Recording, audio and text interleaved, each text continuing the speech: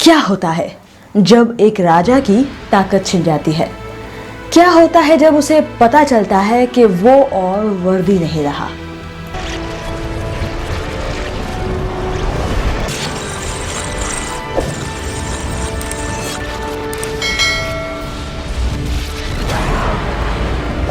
वो बहुत टूट जाता है, पूरी दुनिया से मुंह मोड़ लेता है। हाँ, मैं थॉर की ही बात कर रही हूँ। और हमें पता है कि वो वर्दी है कि नहीं ये ठीक करता है म्योनीर। पर हम मार्वल सिनेमैटिक यूनिवर्स में थॉर के अनवर्दी होने की कहानी पहले ही देख चुके हैं, तो ये कौन सी कहानी है? एक्चुअली ये कहानी है द माइटी थॉर की, एक कॉमिक कैरेक्टर की।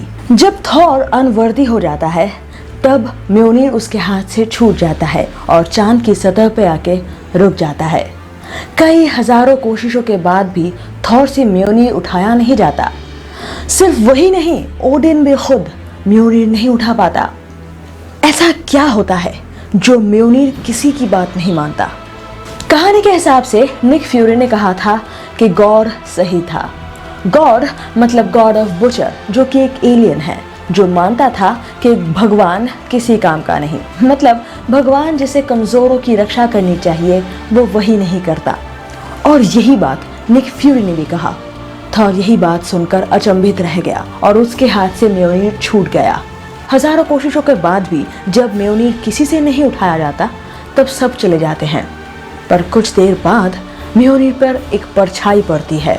वो म्योनीर को छूते ही उस पे बिजली कड़कती है और म्योनीर पे लिखा हुआ ही शी में तब्दील हो जाता है। यानी कि इस बार म्योनीर उठाने वाला कोई लड़का नहीं, लड़की है। जब ओडिन पुत्र को इस बार में पता चलती है, वो आग बबूला होकर द माइटी थॉर से लड़ने चला जाता है। द माइटी थॉर उसे बहुत समझाने की कोशिश करती है पर वो एक नहीं सुनता। लड़ाई होने के दौरान जब म्योनीर द माइटी थॉर के हाथ में वापस आती है तब उसे एहसास होता है कि म्योनीर ने ही द माइटी थॉर को चुना है और वो कहता है कि म्योनीर दुनिया का सबसे ताकतवर हथियार है, इसे ध्यान से इस्तेमाल करना। थॉर चला तो जाता है पर उसके दिमाग में हमेशा चलती रहती है कि एक्चुअली ये द माइटी थॉर है कौन। आपको क्या लगता है ये द माइटी थॉर एक्चुअली है कौन? वह एवेंजर को भी पता चल गया था कि थॉर की हालत क्या है और माइटी थॉर एवेंजर के साथ मिलकर दुनिया को बचाने लगी। पर अभी भी किसी को नहीं पता कि द माइटी थॉर एक्चुअली है कौन। 9 साल की उम्र में मैंने अपने माँ को खो दिया। मैं कुछ नहीं कर पाई। उसके फ्यूनरल पे मैंने कसम खाई कि इसके बाद से कभी भी इतना लाचार नहीं रहूंगी। इससे थोड़ा अंदाजा तो लगता ही है कि इस बार थॉर कोई भगवान नहीं है, इस बार थॉर एक आम इंसान है। एक इमॉर्टल को क्या पता मौत का खौफ क्या होता है। हाँ, हमें भी एक भगवान की जरूरत है जिसे जान की कीमत पता हो। हाँ, हमें एक भगवान चाहिए जिसे हर रोज अपनी काबिलियत की परीक्षा देनी पड़े। हाँ, हमें एक ऐसा भगवान चाहिए जो खुद विष पिए ताकि दूसरों को तकलीफ ना पहुंचे। हाँ, हमें एक ऐसा ही भगवान चाहिए जो दूसरों की जान बचाने के लिए खुद की जान दांव पे लगाए। और शायद हमें ऐसा ही एक भगवान मिला द माइटी थॉर के रूप में, जो खुद कैंसर से जूझ रही हो, जिसकी जिंदगी केमोथेरेपी के ऊपर टिकी हुई हो। और जितनी बार वो माइटी थॉर बनेगी उतनी ही बार धीरे धीरे उसके जीने के चांसेस खत्म होते जाएंगे। Okay, let me explain. कहते हैं लोहा ही लोहे को काटता है, इसीलिए अगर किसी के शरीर पर कैंसर हो उसे केमोथेरेपी दी जाती है जो कि एक्चुअली में एक जहर टाइप का ही है। इसीलिए जब वो द माइटी थॉर बनती है म्योनीर उसके शरीर से हर तरह का जहर बाहर निकाल देता है। दुख की बात है साथ में केमोथेरेपी का असर भी खत्म हो जाता है। ओके, और नहीं छुपाऊंगी, द माइटी थॉर और कोई नहीं हमारी जेन फॉस्टर है।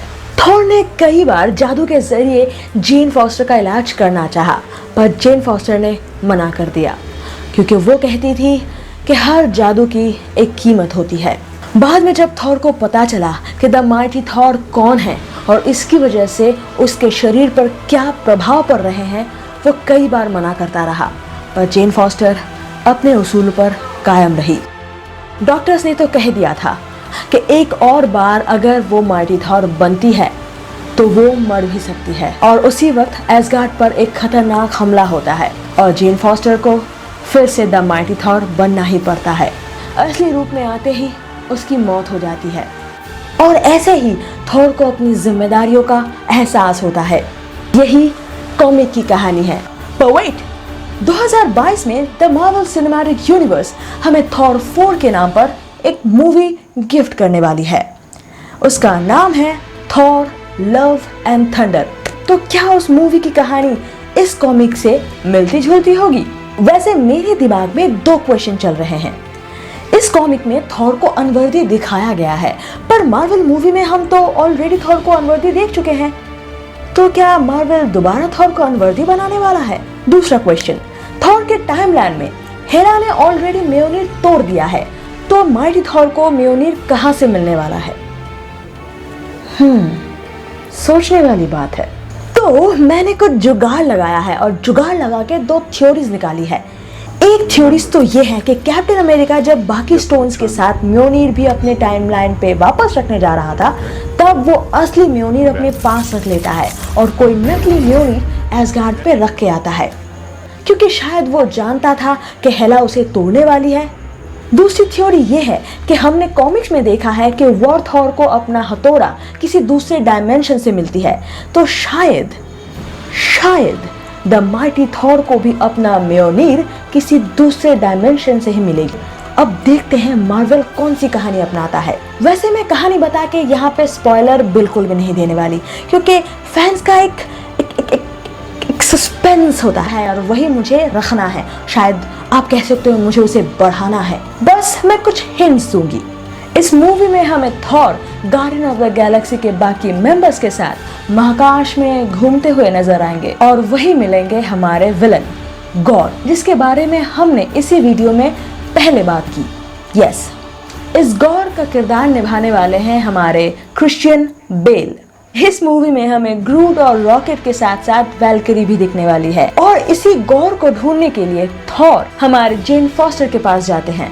एक इंटरेस्टिंग सी बात बताऊं, यहाँ पे हमें गॉड ऑफ मिस्chief भी दिखने वाले हैं, मतलब द लोकी। नहीं, वो नहीं मरा है और इस मूवी में हम उसे भी देखने वाले हैं। पर क्वेश्चन की बात तो ये है कि वो किस टीम में होगा, थॉर की या फिर गॉर की। तो ये रहा थॉर लव एंड थंडर का थोड़ा सा हिंट। मैं यहाँ पे कहानी बता के आपका मजाक किरकिरा नहीं करना चाहती, क्योंकि थोड़ा सा इंतजार शायद बहुत अच्छा रिजल्ट लेके आए। ठीक है, तो आज के लिए बस इतना ही। मिलते हैं अगले वीडियो में। टाटा।